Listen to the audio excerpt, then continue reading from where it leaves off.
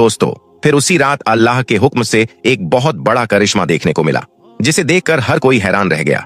और वो यह हुआ कि अयातुल्लाह खामनेई साहब की शहादत के बाद ईरान की मिसाइलें जो सालों से तैयार थीं, वो अल्लाह की कुदरत से खुद ब खुद ही लॉन्च होने लगी, यानी कि खुद ब खुद ही चलने लगी। मतलब कि किसी की तरफ से कोई भी बटन नहीं दबाया गया, कोई भी कमांड नहीं दिया गया, बस अपने आप ही ईरान की मिसाइलें लॉन्च होने लगी। और यही नहीं, साथ ही तेल अवीव की बिजली भी गुल हो गई।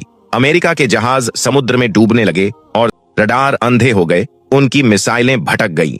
कहा जाता है कि अयातुल्लाह खामनेई साहब की आखिरी दुआ यही थी कि या अल्लाह, मेरी मौत को इन जालिमों के लिए सबक बना दे, ताकि सारी दुनिया देख ले कि जो तेरे बंदों पर जुल्म करता है वो कभी नहीं जीत सकता है। और अल्लाह ने खामनेई साहब की दुआ सुनी और जालिमों को सबक सिखा दिया, ना ही हथियारों से और ना ही गोला बारूद से। सिर्फ खामनेई साहब की शहादत ने जालिमों के होश उड़ा दिए और मुसलमानों के दिलों में उम्मीद की एक नई किरण जगा दी। दोस्तों याद रखें, तारीख में अल्लाह की कुदरत का यह करिश्मा कोई पहली बार नहीं हुआ है, बल्कि जब जब भी बेकसूर मुसलमानों को ज्यादती का निशाना बनाया गया है, उन पर जुल्मो सितम हद से ज्यादा बढ़े हैं, तो फिर अल्लाह की कुदरत का करिश्मा ऐसे ही देखने को मिला है। और अल्लाह ने अपनी कुदरत से जालिमों को सबक सिखाया है।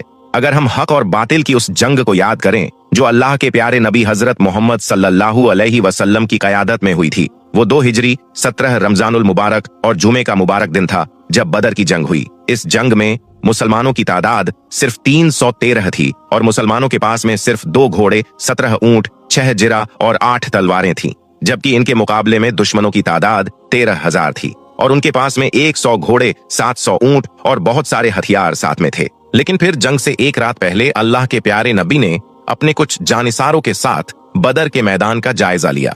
आपने उस वक्त बदर की जमीन पर जगह जगह अपना हाथ रखकर फरमाया कि कल इस जगह पर फलां काफिर खत्म होने वाला है और कल आपको इस जगह पर फलां काफिर की लाश मिलने वाली है।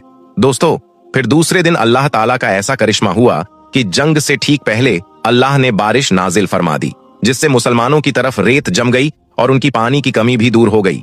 इसके बाद अल्लाह के प्यारे नबी ने पूरी रात अल्लाह की इबादत में गुजारी और फिर सुबह मुसलमानों को नमाज फज्र के लिए बेदार फरमाया। फिर आपने नमाज के बाद एक खुतबा इरशाद